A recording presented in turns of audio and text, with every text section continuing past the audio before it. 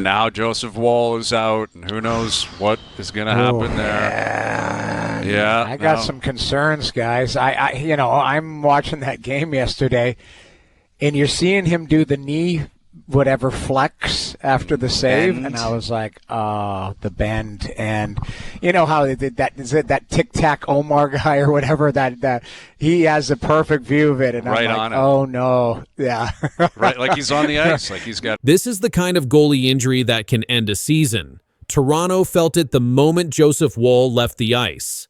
A playoff push needs strong goaltending, and without it, a team can fall fast. The Leafs now face a huge problem, and this single event may decide the Leafs' entire season.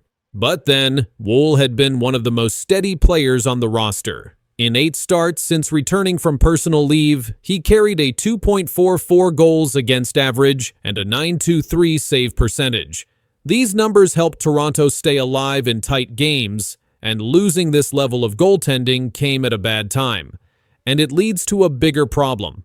Right after that, the Leafs already had another injury in the goalie room. Anthony Stolarz was out with an upper body injury. That meant Woll was the main starter. With both goalies hurt at once, Toronto suddenly had no proven starter available. And that pushes the next issue forward. Here's where it gets tougher. Woll did not leave the game because of a hit. Reports stated he stretched his leg during a save late in the second period and then skated off. He tried stretching again, but was unable to continue. That quiet moment created a major shift for the Leafs, and everything gets more tense after this. But it keeps building. Coach Craig Berube gave only one update. He said it was a lower body injury and that more tests were coming. No timeline was shared. Without a timeline, the team cannot plan clearly for the next stretch of games. And that uncertainty leads straight into the next challenge. Then comes the pressure. Woll's exit forced Dennis Hildeby into the net for the third period. He stopped all 9 shots he faced. His save percentage before this was .914, but he had only played a few games. Now he may need to carry a starter load. And that raises the next big concern. And it gets even more worrying. Toronto had just come off a 4-2-0 road trip. They returned home ready for a rivalry game against Montreal, but now they entered the matchup without a confirmed starting goalie. Timing became a major issue for the Leafs, and the pattern continues to grow. But the strain goes deeper. Toronto relied on Woll for calm play and steady numbers. His .923 save percentage showed strong performance through November and early December. Without him, the structure of the defense changes. Teams often adjust their style when the goalie changes, and this leads into another challenge. Here's the next twist. Hildeby showed bright signs, but he has not handled long NHL workloads. The Leafs may need to call up a goalie if Stolarz stays out. That could force new pairings and new routines. These shifts often take time to settle, and the Leafs do not have much time.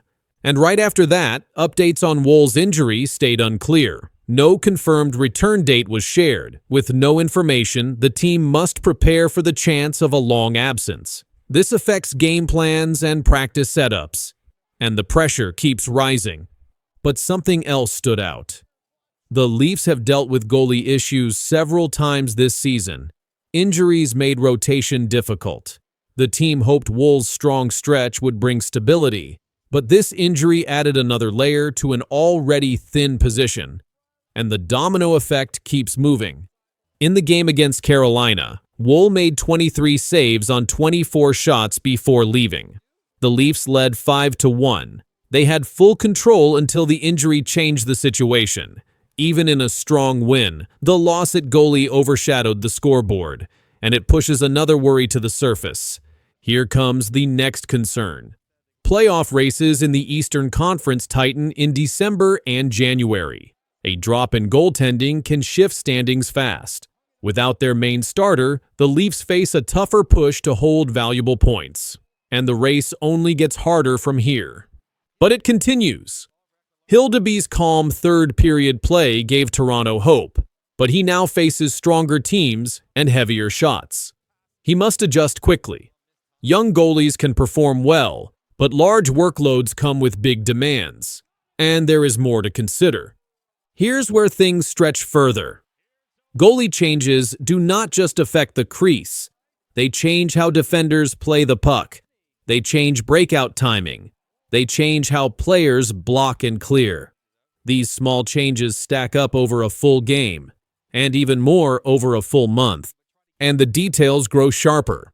The Leafs may need to test new practice routines. With only one healthy goalie, practice reps become limited. Coaches must rotate skaters to avoid overworking Hildeby while still preparing the team, and this leads to another difficult stage. But that's not all.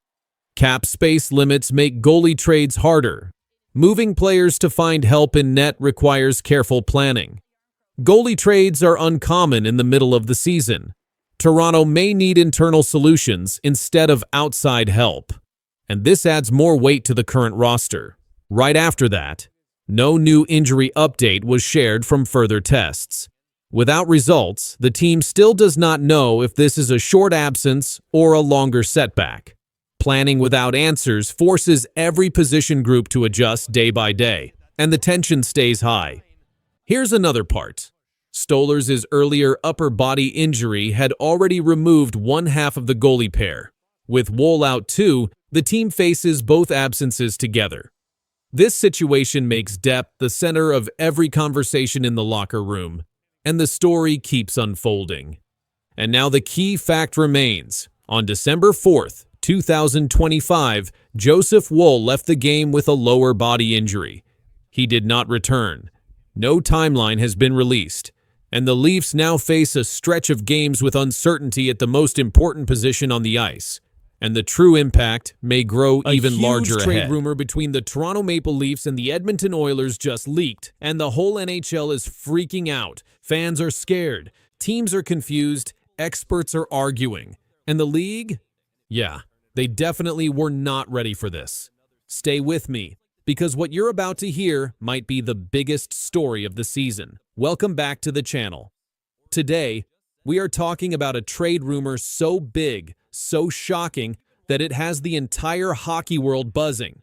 This is not a small move. This is the kind of rumor that can change two franchises for years.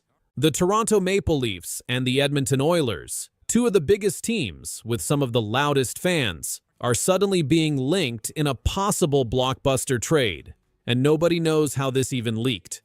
But we do know this: if this trade happens, everything changes.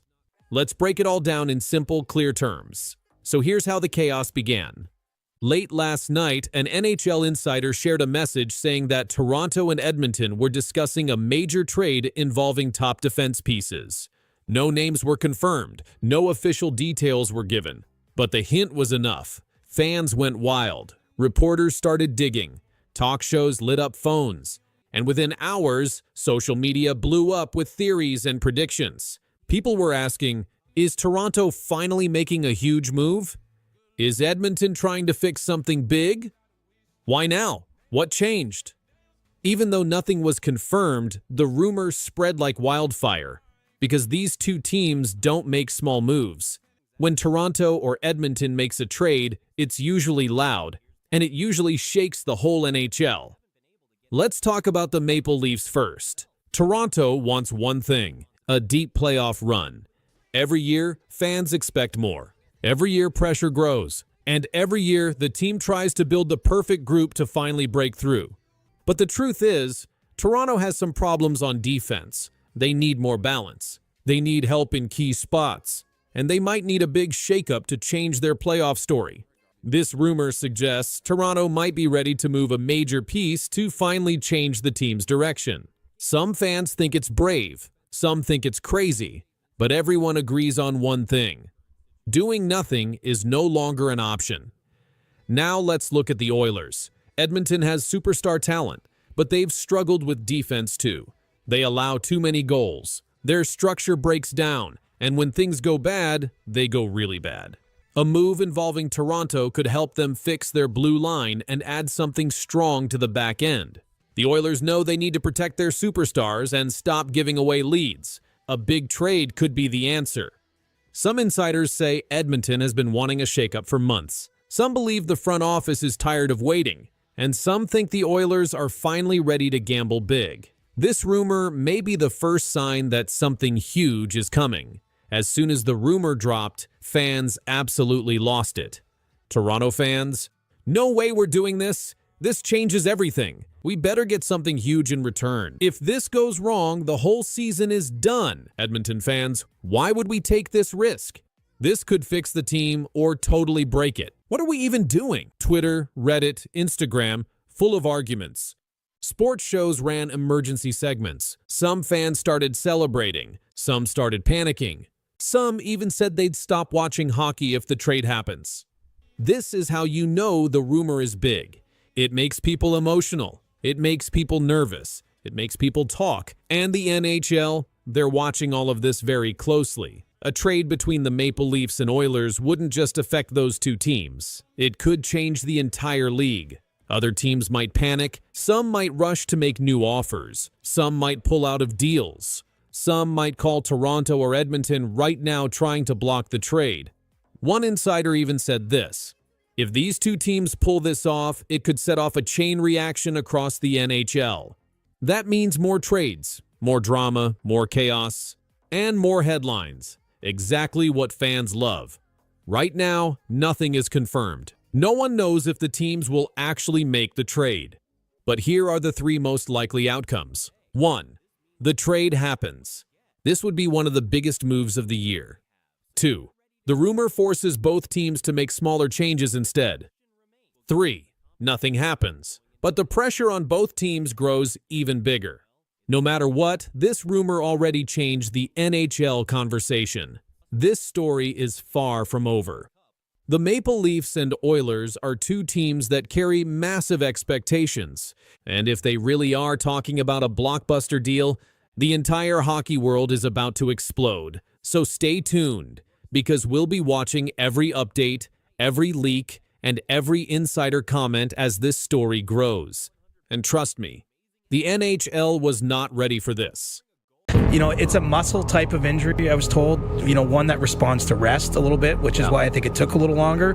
But given that fact, I think there's an argument to be made, why rush it for Saturday when he gets 3 days till the next game? Mm-hmm. The Leafs, aren't in one of those situations where their schedule is going crazy in this exact moment. So, I don't want to say he's 100% back on this game, because you're right, it is a mystery. What more bad news has hit Matthews' captaincy to become a central concern for the Maple Leafs today? And how could this affect the team going forward? New public statements placed strong weight on his position and connected his leadership to the results the club is dealing with at this moment. This shift now frames the larger discussion around the team's direction. A former Toronto Maple Leafs general manager stated that giving the captaincy to Auston Matthews was a huge mistake. The comment was shared through a recent discussion and was delivered plainly. The same individual said the team elevated the wrong figure when Matthews received the C. These remarks started wide talk around leadership inside the Maple Leafs locker room. Matthews became the 26th captain in team history on August 14th, 2024. He is also the first captain from the United States in the long history of the Maple Leafs. Before becoming captain, he led the team in goals for several seasons and reached major scoring marks early in his career. These numbers placed him among the most productive players in the league. The former executive said the role of captain must show daily leadership. He stated that the C should not be based on goal scoring or star status. He pointed out that the team needed a figure who could direct teammates during long stretches and remain steady in games where the team struggled. He said that defenseman Morgan Rielly would have been a better choice because of his on-ice consistency. These comments gained more attention due to the Maple Leafs season so far. The team has dealt with problems related to injury, defense issues, and hard losses. Analysts noted that the pressure on the captain grew as the team worked through long stretches of inconsistent play. Leadership became a stronger part of the public conversation as the season moved forward. Some observers said that Matthews' scoring pace this season dropped from earlier years. They also said that his performance showed smaller bursts instead of long runs of steady production. These points were used to question whether he could carry the full weight of captaincy during the team's tougher weeks. Recent reports also repeated concerns that his best years may already be past. This claim was made after a stretch where Matthews went through several games with reduced scoring and fewer high-impact plays. These comments added pressure as discussions about leadership expanded in the news cycle. The former executive linked these concerns directly to the captaincy. He said the team needed a leader who could speak up, guide teammates on the bench, and push consistent play across each line. He said these qualities were required for a club trying to move forward in a season with high expectations. Analysts have said that the Leafs continue to face pressure because the team has not reached the third round of the playoffs in decades. This detail is part of the Maple Leafs' long history. It is repeated often when discussing leadership, team structure, and expectations for top players. These points are now part of the current captaincy debate. This season added more challenges. Toronto went through long scoring droughts, defensive breakdowns, and missed chances in key games. The team also faced outside pressure to perform at a higher level. The captain is part of each major shift, each line change, and each result. This makes the captaincy topic even more central to the team's news coverage. When the former executive said the team needed stronger day-to-day leadership, his words were repeated across major conversations. He said the Leafs needed direction, discipline, and clear guidance during tough games. He said that the captain must hold players together when results fall short. These comments connected directly to the current season. Analysts said the team had games where strong periods were followed by sudden drop. They said the team needed steadier play across all lines. They also said the team required a leader who could deliver pressure-proof communication. As the season continues, every part of the Maple Leafs' performance is being reviewed. Each shift by Matthews is watched. Each scoring chance is noted. Each injury update creates new discussion. Each win or loss adds to the public conversation around the captain. Right now, the statements made about Auston Matthews' captaincy continue to shape news about the team. The remarks arrived fast, spread across many discussions, and brought new focus to the way the Maple Leafs move forward this season. Every part of the situation is connected to leadership, performance, and the future of the club as it stands today. Sometimes we've scored more goals.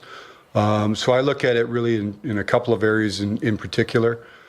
We just got to play a more connected game, starting defensively. We've given up too much, and that's on our whole group, from our goaltending right through our whole group. We've given up too much defensively. That was not. That wasn't this team last year, right? So we've given up too much defensively.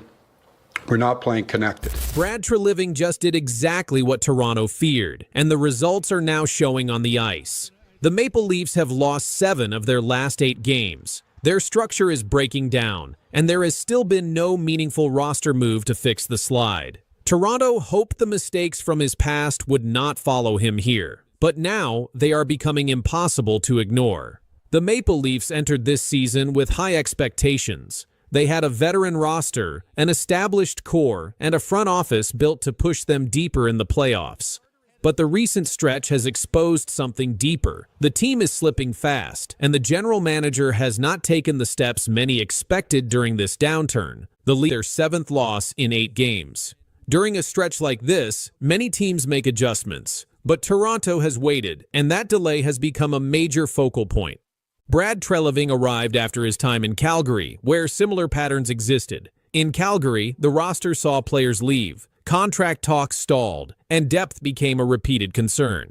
Those issues followed him through multiple seasons, and now the Leafs are showing signs of the same challenges. A new tension formed when no changes were made, even as the losses stacked up. The Leafs continued with the same combinations, the same issues in the defensive zone, and the same struggles with pressure. The expectation was that the front office would react quickly, but the reaction has been slower than many predicted. The roster construction is under more attention than ever. Toronto relies heavily on a few star players, which mirrors past blueprints used in Calgary. When injuries appear or when production dips, the team's depth is tested.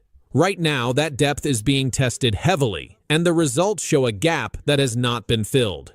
A rehook becomes clear. The Leafs' identity now depends on solving problems that have not been solved yet, and those problems are growing while the team tries for body injury. And still does not have a set return date, the team continues sliding. The pattern of losing has alarmed many observers, and the stability of the core group has been questioned more than once this month. In Calgary, during Treliving's tenure, similar struggles happened. When star players were unavailable, the team lacked enough depth to compete at the same level. Roster changes came late, and contract decisions were delayed. That timeline frustrated the organization before he left. Now in Toronto, the timing of decisions is being watched closely.